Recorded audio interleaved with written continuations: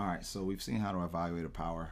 We've also learned that exponent tells you how many times to multiply the base. So in this problem, which is called a power, your exponent is the 3, the base is the 4, and remember that this 3 is telling you to multiply the 4 3 times. So this is telling you how many times it's duplicated. This is telling you what you're duplicating. So 5 to the 4th means we're going to take the 5 and put 4 of them being multiplied. Not worried about evaluating them yet, but this is the general setup. This is what we've been doing since probably about week 3.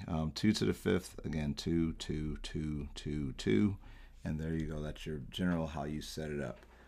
It still applies with a negative number, but you have to remember that everything gets everything inside the parentheses gets written. So it's not just, looking at it. And this is where I actually suggest that you write it out, because I know a lot of times we try to do it in our heads, but if you do it in your head, you probably overlook something, and that this is what gets written. So it's actually parentheses -4, just as you see it, next to another parentheses -4. 2 of those is what you're duplicating. Just like here, I wrote a 4. Well, here, the thing getting squared is a parentheses -4, which is why you write it.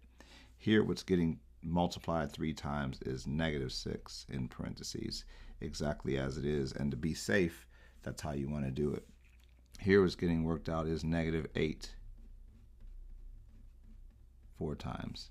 So again, just keep that in mind and make sure that's where we start. But as long as you start there, everything else, again, is just a multiplication problem. So -5 to the 2nd means put -5 here, put -5 there. Now we work it out. 2 negatives, remember, makes it positive. That's where we talked about this coin. 1 negative flips it over to be negative. Second negative sends it back to being positive. So it's positive 25 on that. -3 to the 4th means we're putting -3 4 times.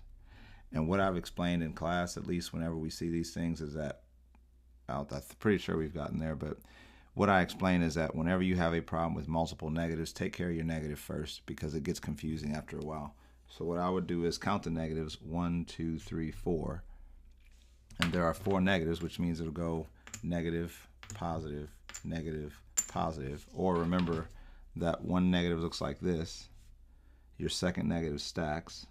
Your third negative has nowhere to go, and your fourth negative again will stack. So it's going to be positive. But from there, you can ignore it and view it as 3, 3, 3, 3. Because I've already taken care of my negative signs from all these negatives coming out, I don't need the negatives anymore, and I can just work it out. Obviously, this is 9, this is 9, so it's positive 81. Again, you could also, if you wanted to be safe and not do anything like that, if you're still learning, that's fine. These two negatives make a positive 9. These two negatives make a positive 9, and you still get positive 81 in the end. However you choose to work on it, just make sure you practice it, because again, you've got to kind of have that under control whenever it pops up. And -2 to the 3rd, we'll work this out the safe way. These two make a positive 4, because, and this is why it gets crazy, because if you lose track of your negatives, things kind of leave you dizzy a little bit. These 2 negatives make a positive 4. And then I bring down my -2. Positive 4, -2 is 1 negative, which makes it negative, and 4 times 2 is 8.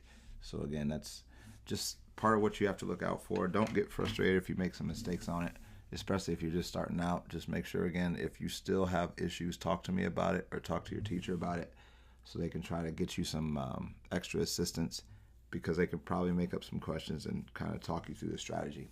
Once you understand how it works, it gets easy, but it's just getting to the point where you understand it like that. But outside of that, again, if you're still having issues, talk to your teacher. If I'm your teacher, talk to me. And have a good day. I'll talk to you later.